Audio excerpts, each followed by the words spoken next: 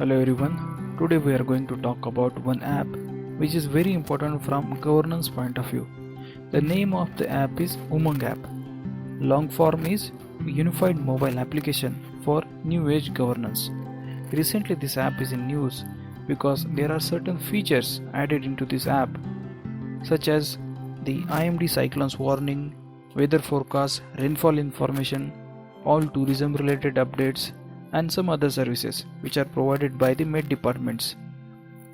This unified mobile application for new age governance, that is UMANG, is a Government of India all-in-one single multilingual multi-service mobile application, and this is powered by a robust back-end platform providing access to high impact services of various organizations of center as well as state. Prime Minister Narendra Modi had launched the UMANG app in 2017 to bring all the government services on a single mobile app. Now on this app there are about 600 services from 127 departments and 25 states. Including utility payments are also available on this app, and there are also some more features in the pipeline.